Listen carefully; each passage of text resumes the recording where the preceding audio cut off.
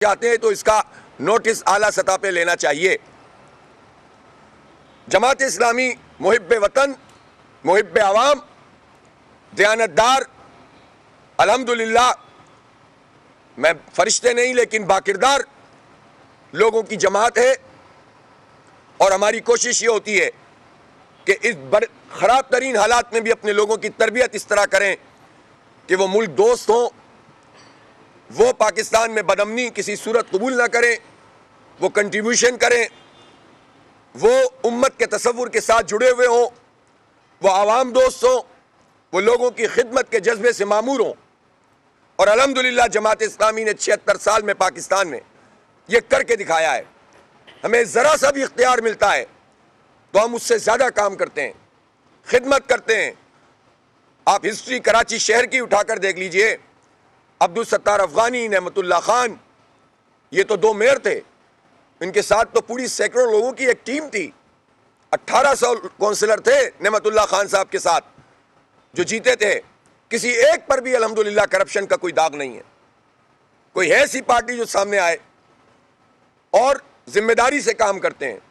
ابھی اختیارات نہیں ہیں، water and sewerage corporation towns کے ماتحت نہیں ہے، Sindh solid waste management town کے ماتحت نہیں ہے، بہت بڑے بڑے ادارے بلدیاتی اداروں کے ماتحت نہیں ہیں۔ اس کے باوجود صرف 2 مہینے ہوئے اختیار ملے ہوئے، ان 2-2.5 مہینوں میں پارکس بن رہے ہیں، کھیل کے میدان ٹھیک ہو رہے ہیں، کارپیٹنگ شروع ہو گئی ہے، سیوریج جو ہمارے ڈومین میں نہیں آتا اس کا کام شروع ہو گیا ہے، بڑی حد تک صفائی ستھرائی کا نظام بہتر ہو گیا ہے۔ تو یہ جماعت اسلامی ہے، اور جماعت اسلامی کی ملک کے ساتھ لائلٹی یہ ہے کہ آج بھی مشرقی پاکستان جو تھا، جس میں ہم نے پاکستان کی بقا کی جنگ لڑی اس لیے کہ ہم اس کو ایک مسجد سمجھتے ہیں، تو آج بھی ان کو پھانسیاں مل رہی ہیں وہاں۔ وہ پاکستان سے محبت کے جرم میں 40 سال 50 سال بعد بھی ان پر مقدمات چل رہے ہیں۔ وہاں کی جماعت اسلامی کی پوری لیڈرشپ جیلوں میں ہے، پاکستان سے محبت کی وجہ سے۔ ہم نے جو ہے وہ مختلف جگہوں پر نظریاتی جنگ بھی لڑی ہے، اور عملی طور پر بھی ہمارے کارکنوں نے جب ریاست کا فیصلہ تھا تو اس فیصلے کے نتیجے میں پاکستان کی جنگ جہاد کے میدان اور قتال کے میدان میں بھی لڑی ہے۔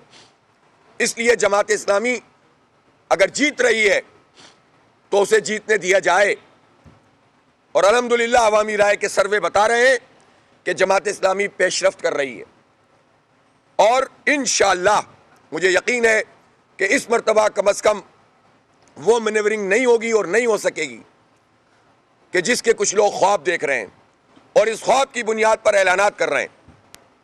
اس لیے میں اپنے کارکنوں سے بھی کہتا ہوں، اپنے ہمدردوں سے بھی، کہ اپنی مہم کو تیز تر کریں، گلی محلوں کی سطح پر رابطہ کریں۔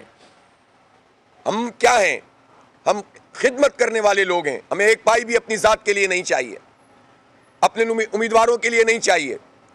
ہم یہ چاہتے ہیں کہ ہمارا اگر 312 ارب روپے کا تعلیم کا بجٹ ہے تو 312 ارب روپے کا تعلیم کا بجٹ سندھ کے عوام، ان کے بچوں پہ لگنا چاہیے، اسکولوں پہ لگنا چاہیے، اسکولوں کی حالت کو بہتر ہونا چاہیے۔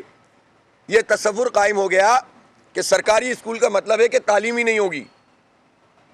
یہ ہمارے ٹیکسوں کے پیسے ہیں، کراچی ٹیکس دیتا ہے تو ملک چلتا ہے، کراچی ٹیکس دیتا ہے تو 98% ریونیو کراچی سے سندھ کا جنریٹ ہوتا ہے، ایکسپورٹ ہم آدھی کرتے ہیں۔